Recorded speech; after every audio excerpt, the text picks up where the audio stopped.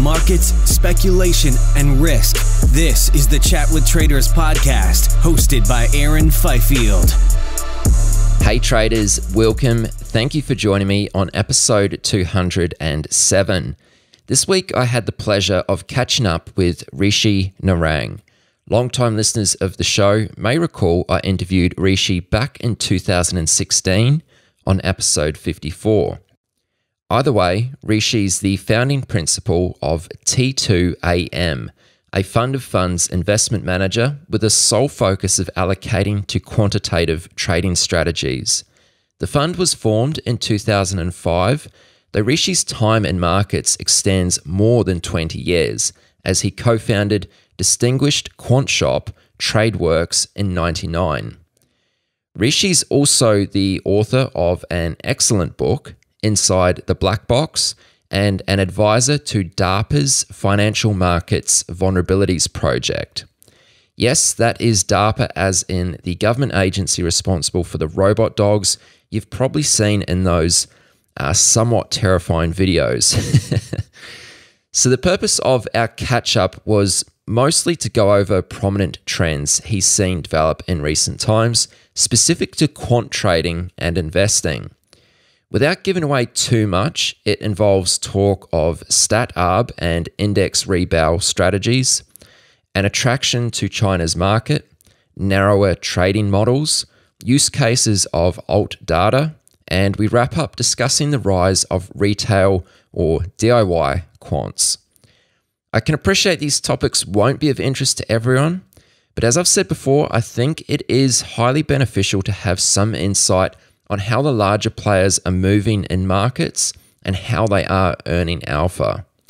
Finally, please excuse the odd bird sound. I believe Rishi was wandering outside his home as we were talking. And after this first question, you actually won't hear from me for about 20 minutes or so. My suggestion, think of this first part as more of a talk or an interesting presentation from Rishi, and then an interview follows. Please enjoy. I present to you from Los Angeles, California, Rishi Narang.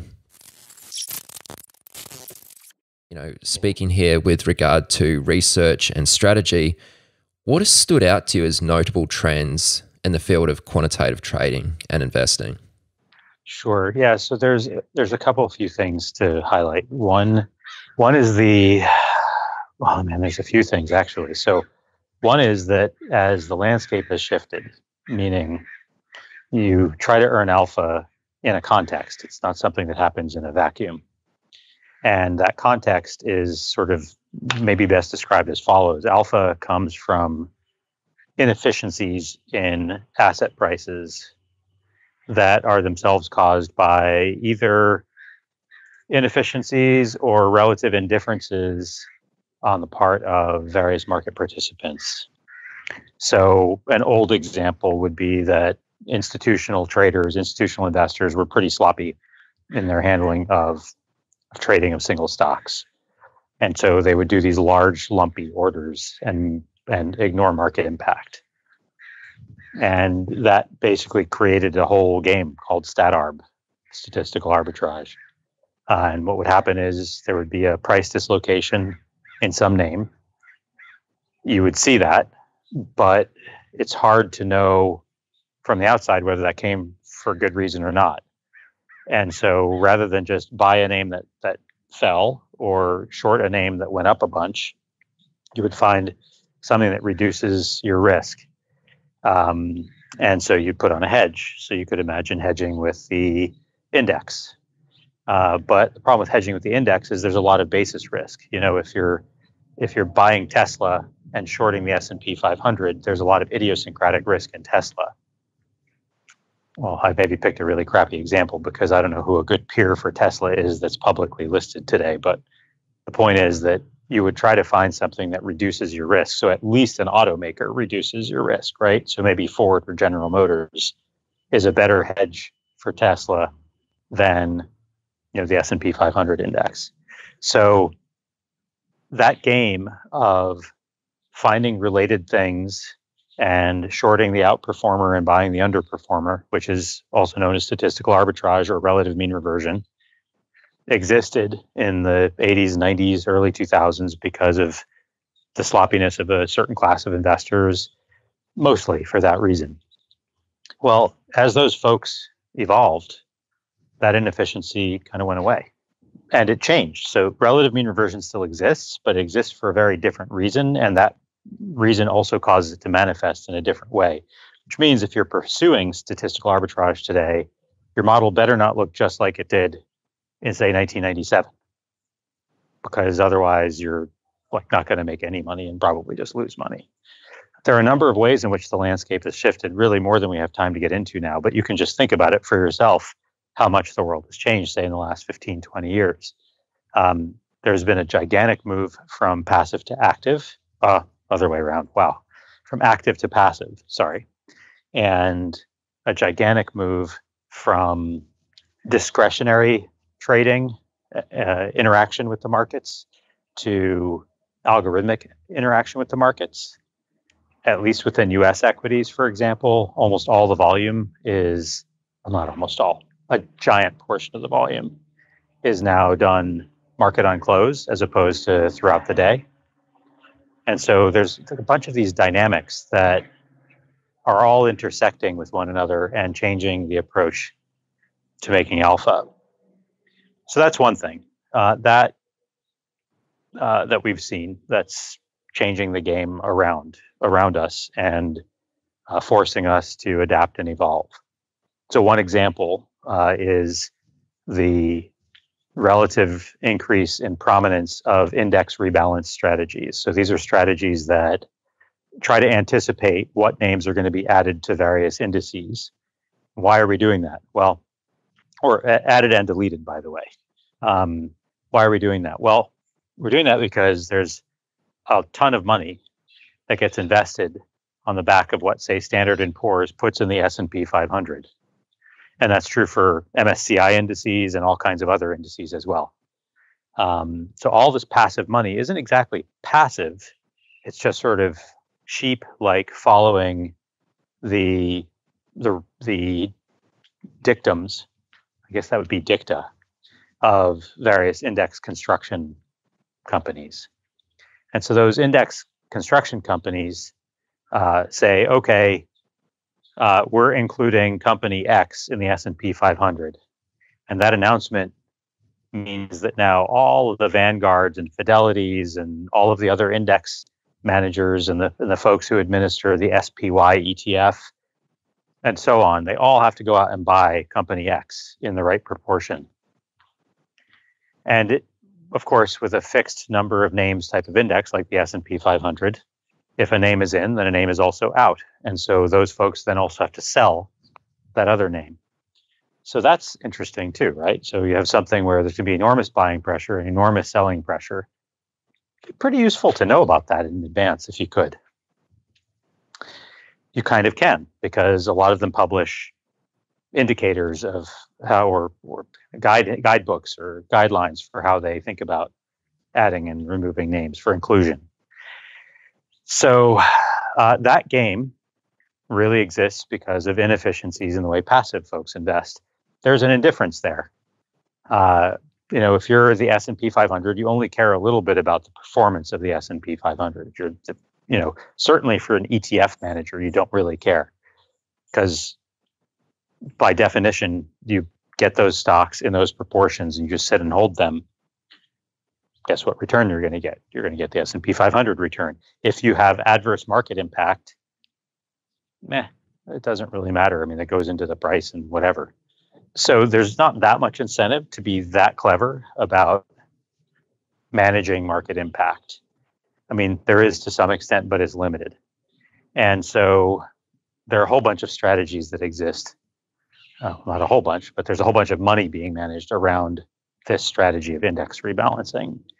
And it's not just the S&P, of course, it's all these indices globally. So that's one big example of how the world has changed, is this active to passive thing. And by the way, even if you're a stat arb manager, you now kind of need to start accounting for index rebals in your price action. So as an example, if your model is ignorant of the fact that company X has just been added and company Y has just been deleted from the index, and you're just watching price action relative to peers, then suddenly company X is soaring and company Y is reeling, and you may get in front of that mountain of flow that's coming your way.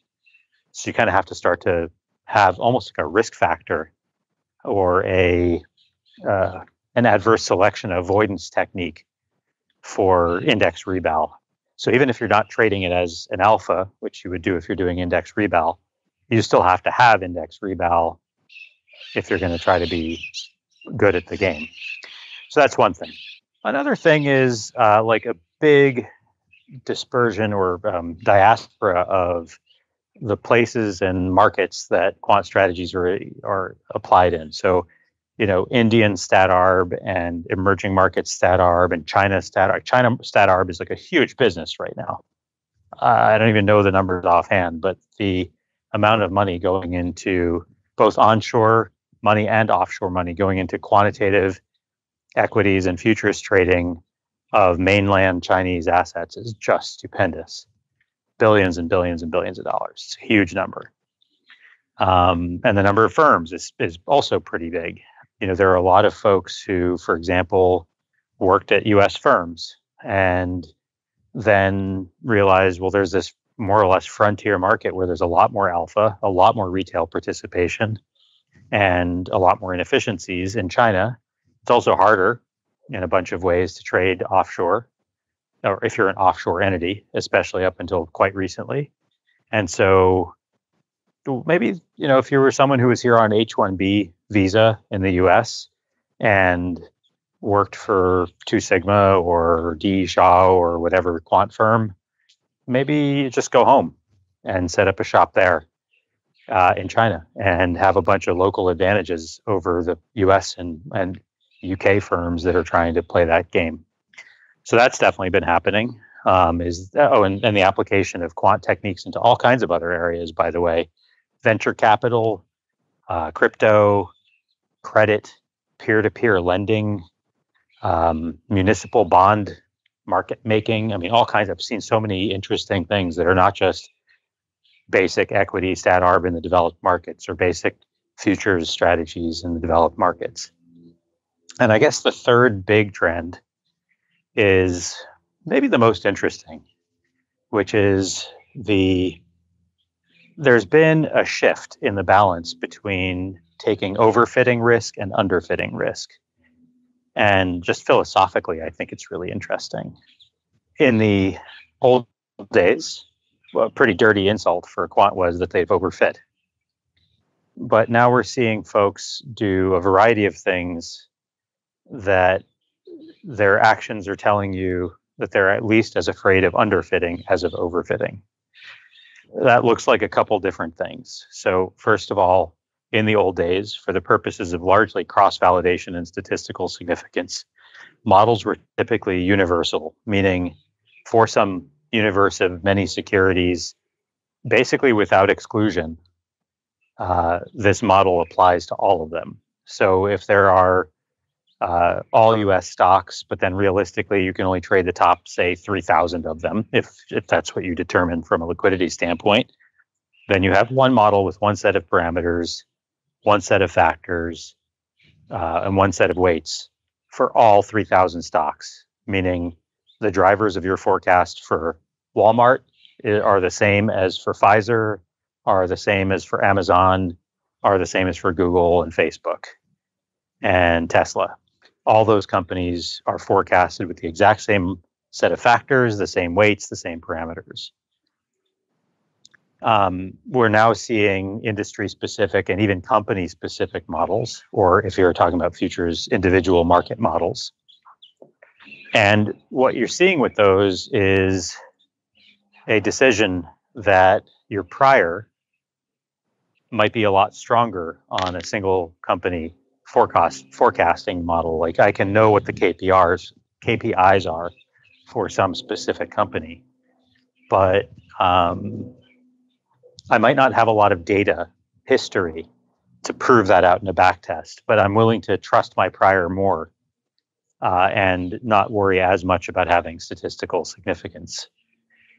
another easy example would be something like inventory data. So, on U.S. companies' quarterly reports, there's a standard line item for inventory. Well, if you're a bank, what is inventory? If you're an audit and consulting firm like PricewaterhouseCoopers or Ernst & Young or whatever, what is that? What is inventory? But if you're a manufacturer of television sets, well, now we know what inventory is, right? So, but that is important information for the latter kind of company and not for the former. And so you don't want to throw out that data potentially. But that does mean you have a different model for those industries where inventory is a thing, and a different model for those sectors and industries where it's not. So that's one expression of this shift in the balance between over and underfitting risk. The second is the increased use of alternative data sources. And this is related to the first thing, which we'll call narrower models as opposed to more broad models. Models are applied on a more narrow set of securities. For the second thing, this is now models that are driven by data that are only available for certain kinds of companies. So a great example is credit card data. So I'm guessing that your listeners will know that their credit card spending is being tracked by various companies, and whether individualized or aggregated, that data is being sold to hedge funds who use it mostly quantitatively, but not always, to make decisions about what to buy and sell. And basically what they're doing is looking for a faster or more accurate estimation of, say, revenues for certain kinds of companies. Well, if it's credit card data, it's interesting because you can't buy everything, and you don't buy everything on credit cards. And in any case, there's only a subset of things that go into the category of like things that humans, like regular people, buy. So as an example, it doesn't tell you anything about how Boeing is doing on its aerospace sales. Like credit card data does not apply to Boeing. Probably doesn't apply much to auto manufacturers either, because most people are not buying cars on their credit card. They're either sending a wire or writing a check, or writing a check and then having a financing line. And that's a different thing. It tells you a lot about what they're doing with Amazon and what they're doing with Macy's and whatever else. Like, so it's really useful for retail and consumer and hospitality type companies. And a few other categories, but credit card data is really interesting for a few hundred companies in the U.S. Not very interesting for the other 2,500, 3,500 easily tradable companies. So that's the second thing, is this sort of trend towards alternative data, which is very much hand in hand with the trend towards narrower models. The third thing is the increased use of machine learning or artificial intelligence strategies. So that's the other really big piece in all of this. So, these things by definition are looking at data to tell you what the forecasting variables should be and how much they should matter. And we can talk about the different use cases of ML and AI if you want, but there are some firms that claim to be making forecasts without priors, without saying, I have this economic model of how companies' asset prices work, what drives a stock to go up, what drives a stock to go down. I'm just going to let the machine figure it out. And that's inherently a more fitting kind of an exercise. So here you've obviously outlined 3 different trends that you've noticed in the space of quant trading and investing. Going right back to the start, and I just have a few questions about each of these. You spoke about knowing in advance when a symbol may be added to an index. Can you maybe go into that a little bit more about how you may know in advance? Sure. Yeah. So in many cases, and this will just be one example for the sake of time, in many cases, most of the determination is simply a market capitalization based cutoff. So we're going to take like the Russell 2000. There's a certain ranking of market caps that happens. And if it's company 1001 through 3000 in terms of the ranking by market cap, kind of presumably that company is supposed to be in the Russell 2000. And they have certain dates that they announce these inclusions and exclusions. They announce the new composition of the index, and then dates at which those changes are made effective. And there's some time in between there. So there's a range of strategies that you can do. Similar to the way that people treat merger arb, you can look at like the history of all mergers and say, well, what kinds of companies get bought? And then I'm going to go out and screen the world for those kinds of companies and maybe buy some or all of them. And then some of them are going to be targets for takeovers. So there you're trying to get ahead of the acquirer. Here you're trying to get ahead of the market cap based index solution or index provider, and then all of the people and firms that have to follow suit and either bring in the new names or get rid of the old ones. It's not exactly front running, but all alpha is in a sense probabilistic front running. You're trying to know before it happens that other people are going to buy this stock in aggregate or sell this stock or this asset in advance. And you're doing that with a bunch of hard work and not with any kind of actual knowledge of their trades. But you do have to get there before they do. Otherwise, it's not alpha. Then it's, something else that doesn't work. I wonder what the name for that is. Doing all the right trades, but doing them after the fact. I mean, I guess that's trend following, but.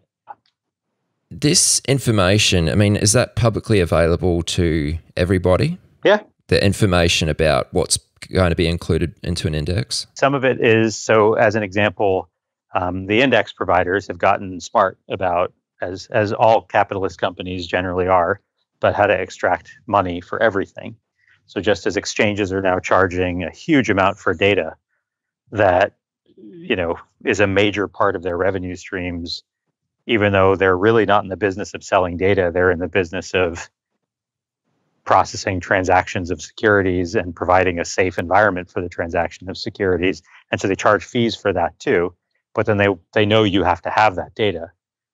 If you're like a high frequency trader, you have to have the data of every single exchange for various reasons in the US. And so those exchanges have extract a toll for that data. Well, just so the index providers are charging for index composition data. And some of it's not cheap. To get like Russell, S&P, MSCI, that is some hundreds of thousands of dollars a year just for those three, and not even for all regions. Wow. Really? That much? Yeah, but anyone, it's not like you have to know somebody who knows somebody to get the data, but you do have to have hundreds of thousands of dollars of data, of budget for the data. Yeah. And that's true for a lot of stuff, man. And you're talking about the data around index rebalancing. Specifically that, yes. And just to be clear, this is not index rebal data. This is index composition data. This is to tell you just what is in the S&P 500 right now, what tickers and at what weights. That's it. That's all that hundreds of thousands of dollars gets you. But you can imagine if you're doing index rebal, it's kind of an important ingredient in doing the trade right. So what are some of the trades you see around this? Like, I presume that they're probably a little bit more sophisticated than just buying a symbol which you think is going to be added into an index. Why would you presume that? That's it. That's the trade. Now, the sophistication may be in why do you think that it's going to be added? But and there are a range of strategies around that. So there are folks who traffic in like the lower probability names in index rebal versus those that traffic in the names that have already been announced, but it hasn't completely been implemented yet. So there's like a range of certainty about whether or not this name is going to be included. And as a result of that range of certainty, there are different players with different risk appetites and different models. So let's say, for example, that you're talking about the Russell 1000, which if memory serves and if my knowledge is correct, is simply the 1,000 largest market caps in the US equity market. So now let's say that there's a rebal coming up, an announcement coming up about the rebal. And when I say coming up, like how far in advance you trade is an open question here. So, but let's just pretend that the answer is 3 months before the rebal. I'm going to start putting on positions. Okay. So it's, I think their rebals are announced in March, but I don't remember. It could be November. I have no idea. Whatever. And I don't remember the frequency either. But let's say it's March. So I'm going to start putting on my positions in December, January. At that time, there's a bunch of companies that are, say, ranked from 900 or 800 to 1,200 in market cap, which over the course of 3 months might move up or down enough in market cap to either get them excluded from the top 1,000 or included in the top 1,000. So this is interesting because this isn't just about, is this company going to be good? It's, is it going to be good is it going to be better or worse than the companies around it in this specific weird peer group of companies that may have nothing to do with each other otherwise, but they're all not really competing, but you can think of them as competing, like horse racing, to be in that top 1,000 so that they get included. Now, again, maybe the companies don't care if they're included in the Russell 1000 or not, but their stock prices care. Now, let's say that I'm really good at forecasting 3-month price outcomes for companies. Well, I better use that information, and then I'll have a little bit more conviction to buy bigger those names that I'm going to hold for 3 months-ish and are likely to be included, because then when that announcement comes, there's a big pop.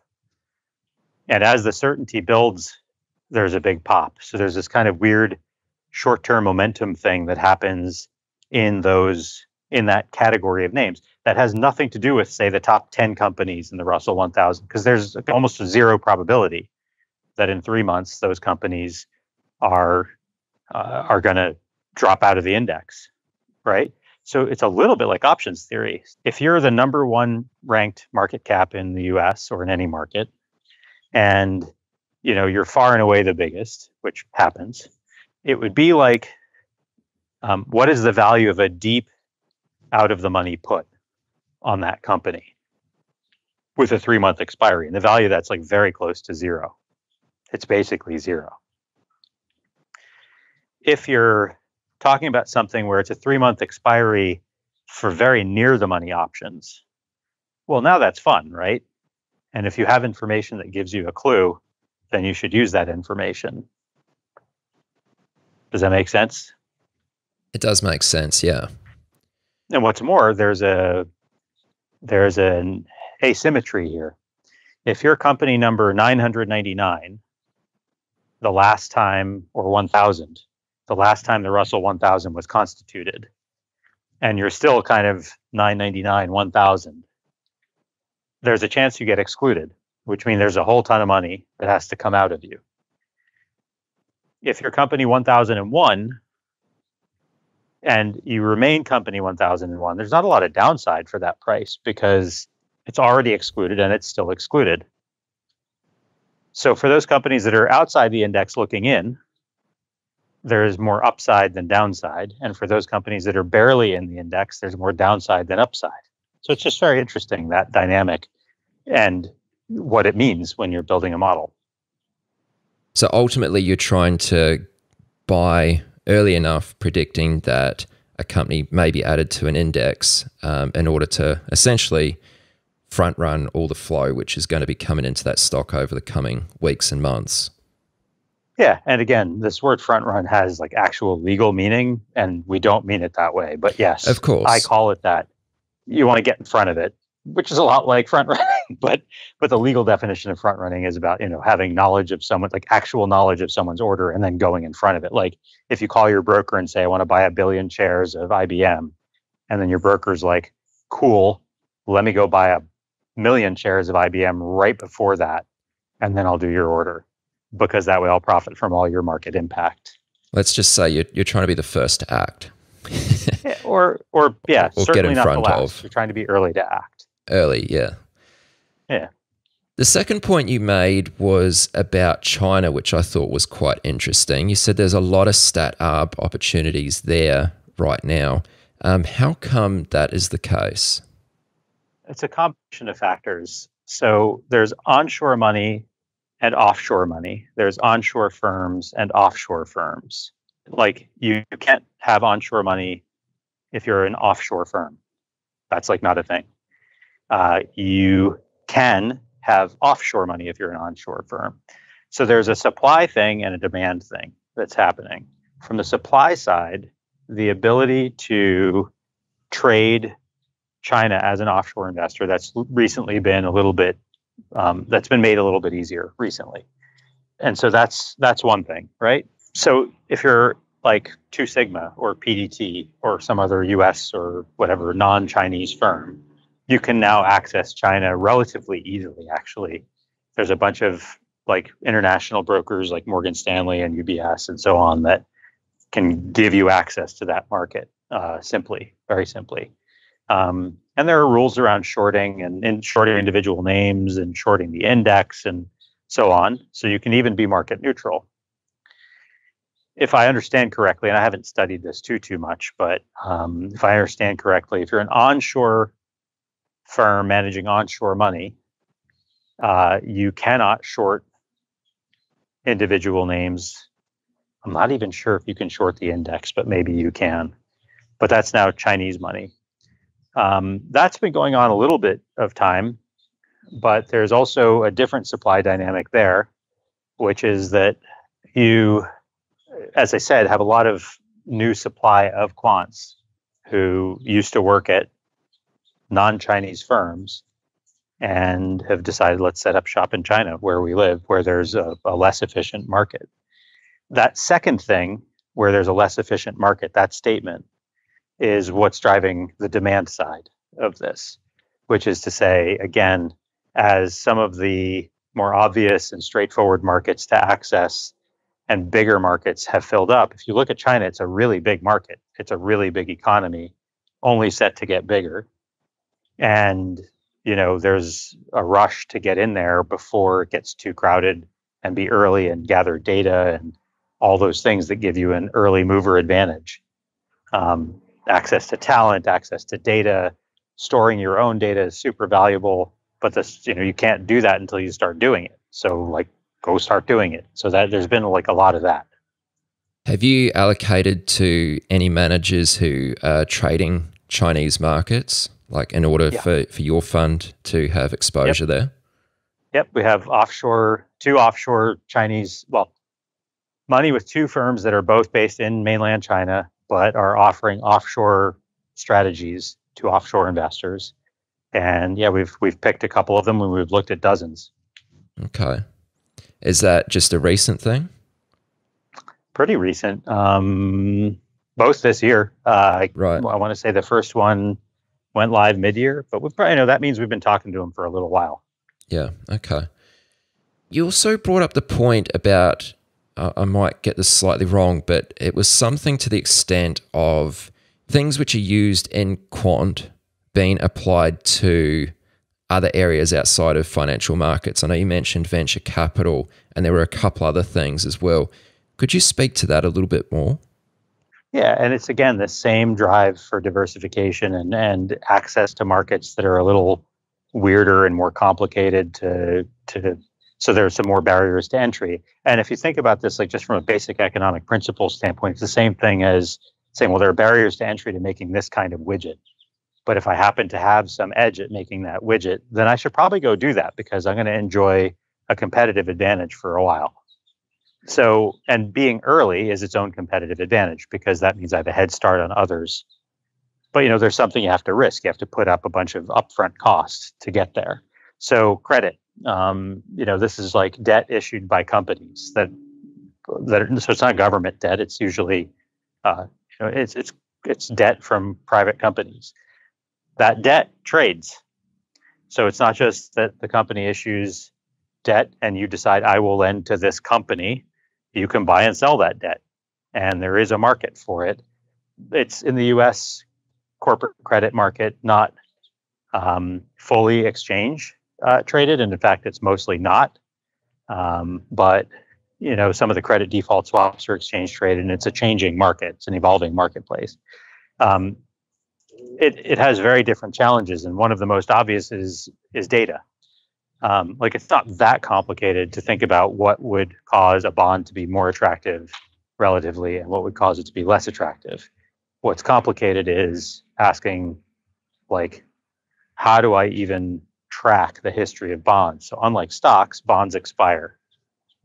And on top of that, they're issued at various coupons at various times and various durations. And so managing that data set, it's just a different problem from managing normal equity data set or even futures data set.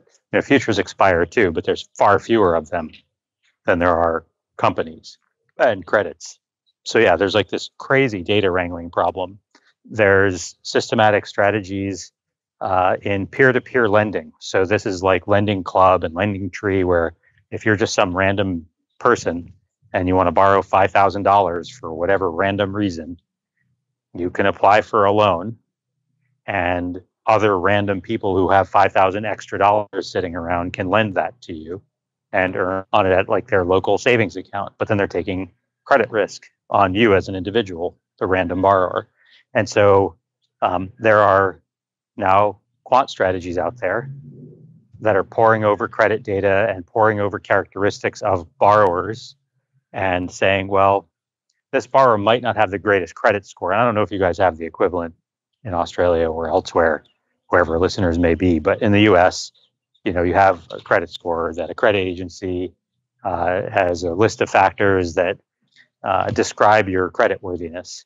And, in a very popular such scheme, a really high credit score, I think the maximum is 850. I don't know why it's not 1,000 or why it's not 100, but it's 800 and goddamn 50. So that's what it is.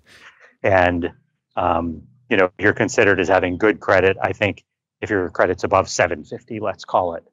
And so, if you're an 820 credit score person, it's very easy to get money fairly cheaply. If you're a 600 credit score person, it's a lot less easy. But it might be that that's just because of something stupid, because these credit ratings are not like God telling you this is a good lender or good borrower. I mean, this is like a flawed, universally applied model telling you that. And maybe some random circumstance that happened 3 years ago beat up your credit score, but it turns out you're actually a really good borrower who pays everything back. So they look for those kinds of people to try to find the ones that are better borrowers. But because their credit score sucks, they know they're going to have a higher interest rate. Does that make sense? So you try to find these good value loans to make, where you get a high yield, but the risk isn't that bad. It's not in line with how high the yield is. So yeah, there are systematic strategies for that. And you can tell there's a whole different set of data there and a whole different kind of problem there than there is when you're trying to forecast the price of IBM. Gotcha. That's really quite fascinating. And some of the stuff isn't new. Some of it's been going on for a while. Systematic credit trading has been going on 10, 15 years now. But at the same time, the prominence of it is much higher. There's at least 2 standalone quant funds that are doing just that. And then the magnitude of that activity within some of the larger multi-strats is much larger than it used to be. And it's the same for quant trading in China. That's been happening for a minute, but it's now on the map, So the third point, I wanted to ask you a question on that with regard to underfitting and overfitting the model. Do you have any tips for how to get the balance right? Oof, that's actually legitimately really hard. I mean, there's so many factors.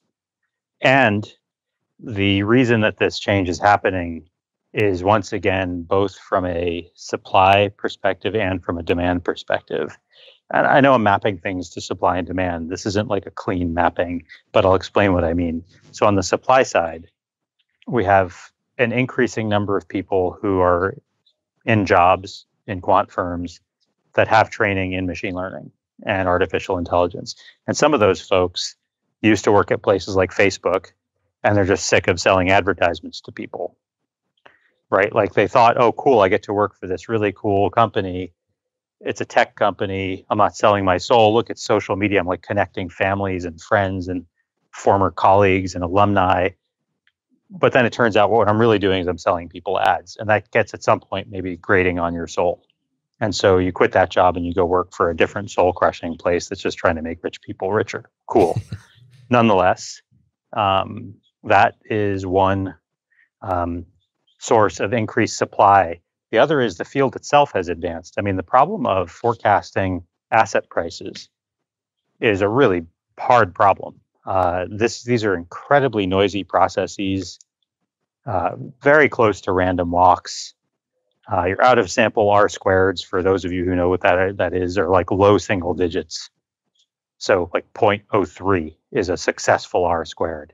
And, anyone in any other most other scientific fields would look at that as a forecast out of sample R squared and go, you're basically noise. Like you don't have anything better than a coin toss here. So why are we doing this? But that's a successful outcome in my world, right? So when you have that noisy of a process, the techniques to, and by the way, very limited data.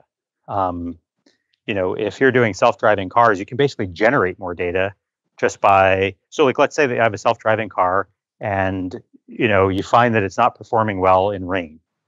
Well, let's go to Portland and Seattle for a while and train more cars there. Like you could just get more data. For the capital markets, you can't get more data. The data are non-stationary and there just isn't that much of it.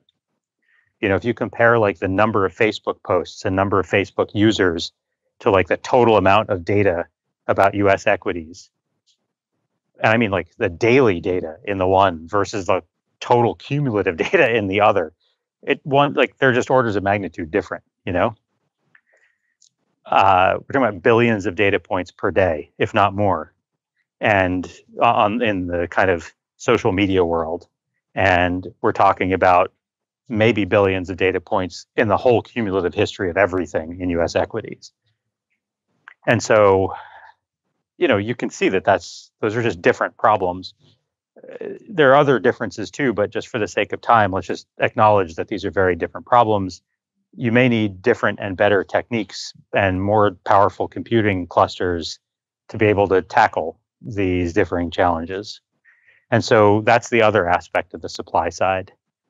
But again, the demand side is there. So as conventional old school techniques have become more heavily competed, as the philosophies and concepts and ideas and theories that underpin those strategies have proliferated and been leaked out into competitive firms by virtue of employees changing jobs, or leaked out into the academic journals and textbooks and so on, those old ideas are harder and harder to make money on. And so just as some people are deciding, okay, well, the hell with it, I'm going to go venture far afield and trade China, even though it's a pain in the neck, maybe some of them are saying, well, I'm going to venture further afield in my techniques. I happen to be really good at this machine learning thing, and so I'm going to do that where it's harder to compete with me. So there's that happening too, that there's a desire to take more fitting risk because the lower hanging fruit, which doesn't have fitting risk, it's not easy making money that way anymore. I feel as though a lot of what we've been talking about here is very much applicable to, the large quant funds and very much the professional space. I'd like to ask you, what have you seen in the trend among DIY quants? So the at-home retailer who has, might have some machine learning skills, has learned how to program, has wrote some sort of systematic strategies. Because I think when we last spoke in 2016, in the past 4 years, there's been a big rise in this space. Is there anything you've been seeing here which is particularly interesting? Yeah, for sure. So there's a few dynamics there. It's a good question. In my perspective on retail is mostly US and then like random smatterings Asia. I don't actually weirdly have any impression at all of Australia or Europe as far as retail investing, but maybe you can tell me and we can reflect on it a little bit. But as far as the US goes, retail investors were a steady kind of part of that market for a very long time. I can tell you, like when I was a child, I distinctly remember my dad going through the newspaper, like the physical print newspaper, and going through like which stocks he owned and how they did yesterday. And this is like the next morning, finding out how each stock he did. No clue how his portfolio was like, because you'd have to like sit there and do that math. But you could certainly look at the Wall Street Journal or the local paper, and it would have a printout of thousands and thousands of ticker in very fine print, and what their last close was, what the change was yesterday, and what the volume was, and a few other columns. You know, folks like my dad have been doing that for a long time. When the internet kind of boom happened in the late 90s, and commensurate with that, tech stock sort of IPOs boomed. And, you know, pets.com and all that were out there. It's a now defunct company that sold like pet care products online. You know, there were a bunch of companies that went public and a lot of interest on those, but also just in general on the markets, because the market was rallying really hard and it was pretty easy to kind of quote unquote look like a genius. You bought 5 internet companies and just were up like 100% a week or whatever the hell. And so that dynamic really did lead to a pretty significant increase in the participation of retail investors. When that crashed, that definitely took a big chunk of retail participation with it, because those folks realized, well, no, it turns out this is hard and I'm kind of shitty at it. And so they stopped. That took another leg down just a few years later when the second, that, 2008 crisis happened. The first crisis ended in 2002, late 2002, I think, maybe even early 2003. And then the second crisis started in November of 2007. So you didn't even have 5-6 years between those two crises. And that was two 50% drawdowns in US equities in the space of 10 years. It's pretty crazy. And unsurprisingly, that turned off a lot of people to investing in stocks at all. And if they were going to invest in stocks, it was just going to be passive. So that kicked off that passive trend and also kicked off a de-retailization trend in the US. In some other markets, retail investors have been more present for longer and more consistently, like in places like China and Singapore and so on, Korea. But where there's, and I don't know how to say this without it sounding politically incorrect, but like folks just gamble. Like you go to the casino, that's a completely normal thing to do. In the US, that's not like a completely normal thing to do. Casinos are like illegal in most of the states in America, which is a funny thing. There's just less of that kind of culture of just making bets and punting around, which for better or worse is what it is. Now we've had this crazy bull market. And on top of that, a lot more tech is available than has ever been before. That is just the nature of things. That same statement will be true like 2 years from now, unless we truly devour ourselves. So the platforms out there, and I don't mean Robinhood, which is to me just sort of a joke.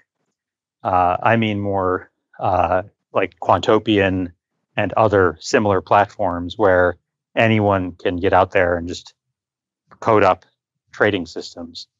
And then there's brokers like Interactive Brokers, where if you're like a semi-pro, you have a few $100,000, you can set up an account there and have some of the same tools and access as professionals have, although it's definitely a far cry, frankly, cost-wise especially. Yeah, it's kind of cool. So you can set up like a one-person quant shop, and I know lots of folks who do. And in fact, some of the folks we've allocated to come exactly from that lineage, where they weren't like ex-employees of Two Sigma. Maybe they've had some professional experience, but what they really did was they're just homegrown hobbyists who are really good at it and go, you know what, I'm good at this. I want to do this professionally and scale up. And we've had some success with that model. I mean, but we've also had some failure with that. It's not easy. But yeah, there's been this kind of combination or confluence of things where we have this protracted bull market that's encouraged retail participation and a lot of really specific brand excitement around names like Apple and Tesla. And then at the same time, the availability of technology to actually make it easy to code up strategies and backtest them and implement them and enter competitions. And those things kind of combine to make it pretty. It's been there's been like a big surge in that world. Yeah. I remember last time when we spoke, you mentioned you had allocated to someone who was essentially just a one-man band working from his apartment. Still have money with that same guy. Yeah, I think you'd mentioned he was managing about $15 million. I'm not sure what that is today, but 70. 70 million, one guy from his apartment. Mm-hmm. That's incredible. That's not 70 million from you. You're just a portion of that. No, it's all from us. All from you. Yeah. Wow. That's quite incredible. Let me ask you this question, and we'll wrap things up here. But let's say there is someone listening to this who kind of fits into that category of DIY quant, retailer working at home. They've developed a quantitative strategy. They've been having a little bit of success with it, trading it for some time, real money. They like the idea of running more capital through that strategy, scaling it up. What would this trader need to do to be ready for investment? That's a great question, Aaron. So it depends is the answer. If they are willing to simply license their signal, meaning they would once a day or on whatever the right frequency is for that strategy, send a list of trades that their model comes up with to someone who has all the infrastructure and compliance and operational aspects to do that, to put on those trades and do it correctly, then the bar is a lot lower because they don't really need much of anything. If they want to actually set up a fund or a firm that does this, and you'll have to register with the relevant authorities as an investment advisor or whatever the equivalent is in your jurisdiction. You'll have to show to investors that you can actually process trades and all kinds of other things. That hurdle's a lot higher, and it's expensive and not likely to work. So just to be clear, I think that the far more sensible path is to contract with someone who's already got a substantial operation and license your signals out. And then if it turns out you're really good at this in the long run, A, you'll just make money doing it. You may not have to quit your day job. But B, if you decide you really want to do it, at least you'll have some track record of what your signals have done. And then when you try to go out and get unreal size, and then at least when you try to go out and get capital, one of the big questions that investors ask, which is this thing scalable? If I run a $500 billion pension fund or a $10 billion fund of hedge funds or family office or whatever, I'm not looking to make a $10 million investment in a hedge fund that might return 10% per year. Like making $1 million of P&L per year for someone at that size is not worth the effort, not worth the marginal cost. And so you've got to really demonstrate that you are able to scale. And if you can demonstrate that, oh no, my signal generated 20 million of P&L, admittedly it wasn't my firm that put the trades on, then yeah, there's something there. But the more realistic thing is that if you're a hobbyist, stay a hobbyist, frankly, and license your signals to people who are doing this for real, and you get paid, and that's kind of cool. What would be an example of someone who may be interested in licensing signals, though? Would that be a fund manager or? Yeah. So, and I think they've stopped doing this now, but World Quant used to do it, and globally, they had farmers in Vietnam who were contributors of signals. Right. But I think they've shut that practice down. I'm not 100% sure. Yeah, we know there's a few out there. I mean, some of them are looking for more professional CVs, like people who used to work at firms that are doing this professionally. and maybe have gone off on their own. Yeah, there are a few out there. I'm not comfortable naming names, to be honest, just because. No, I wouldn't expect you to. Yeah, but I don't have. But yeah, these are professional quant hedge funds. Okay. Would you have any luck, maybe with some smaller family offices? Do you think that's something they may be interested in? Sure, if you have a relationship. But, as with so many things, like these days, there's so many people unemployed, especially in the US, that their resume is going into the inboxes of every employer that's got a job opening. It's not quite hopeless if you randomly send your resume into a vacuum, but you definitely know it's a lot better if you have a connection. Well, how much more so for something like this, where you're asking for millions of dollars or tens of millions of dollars of risk capital and a budget? That's not just a normal job, right? That's a job with some real strings attached. So if you have like a good relationship with someone, then sure, it's, I think, worth barking up that tree. But I honestly think it's like lower probability than a lottery ticket if you're just like casting your net out into the ether. Trust is a big part of this, For sure, yeah. I know you've got to run. I was going to ask you really quickly about your involvement with DARPA. Is that something you'd be interested in talking about? Yes, but I'm not like under NDA or anything, and I can talk about it really briefly. So it was really cool and fun and interesting. So basically, some years ago, I was approached by a professor who's a friend of mine, who is friends with some folks who are at DARPA, or were at the time, and said, "Hey, would you be interested in connecting with them? They're looking at financial warfare kind of things."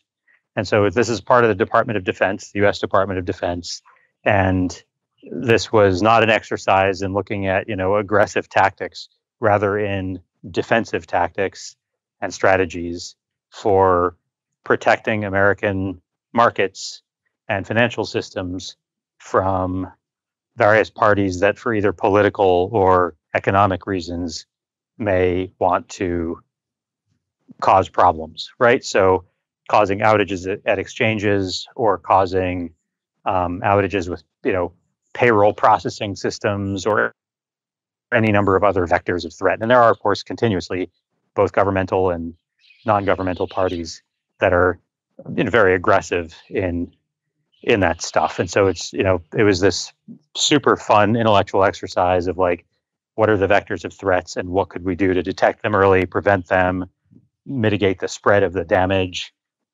So we do things like war games and table exercises to sort of flesh out some of these things a little bit. And the part of the goal was to see, is there something measurable and quantifiable and within DARPA's remit to actually focus on to work on this problem. So the way DARPA works is it starts as a seedling, which is all this thing has been so far, and then it only becomes a program if the seedling shows that there is not only something to do here, but something for DARPA specifically to do, because DARPA isn't, doesn't have a completely carte blanche remit. It has a specific remit. And so if there's stuff to do, but it's better for like the Treasury Department to do, well, then that's fine. Like hand that off to the Treasury Department and they can decide what to do. If it's for DARPA, then it has to fit some criteria. And so yeah, they're still in the evaluation phase. It does appear that there's enough for some stuff to be done as a program, but that has not been finalized. It's super fun, really interesting. It does sound like an interesting project to be involved with. So you're just sort of consulting on it for the time being? Yeah, and I'm like a volunteer, so I'm consulting informally, no security clearances, no NDAs. I literally had one condition, which is that I get to put it on my LinkedIn, because how cool is that? Yeah. Exactly. That's why I asked you about it. Yeah.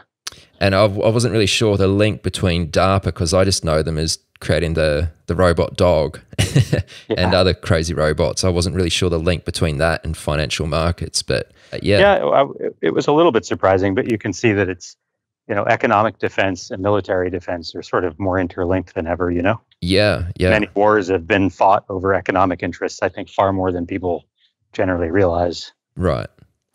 For sure. Well, Rishi, I know you need to shoot off. I just want to say it was really nice to catch up with you, And thank you very much for coming on the podcast and sharing a bit of an update on some of the things you've been seeing and what's been developing in the market. So if someone wants to follow you, would you like to share your Twitter handle and maybe your website, and also mention your book too? Sure, Aaron. Thanks a lot for having me again. Again, good to catch up. I'm on Twitter, not super actively, but I am on Twitter at Rishi K. Narang. And I did write a book, the second edition of which came out in 2013, called Inside the Black Box.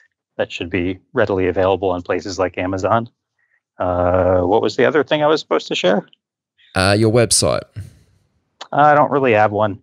Okay. The T2 website? No? Yeah, there's nothing on there. But yeah, my company is www.t2am.com. Okay. And Inside the Black Box is a fantastic book. I've read it several times. I have a copy myself. Would definitely recommend it if you're interested in this type of thing. So yeah, until next time, Rishi, we'll chat soon. Thanks, Aaron. Stay safe, man. Be good. You've reached the end of this episode of Chat with Traders, but rest assured there are more episodes loaded with real market insight and zero hype on the way soon. So to stay updated with each great new release, subscribe to the podcast in iTunes, and we'd love it if you'd leave a rating and review. We'll catch you next time on Chat with Traders.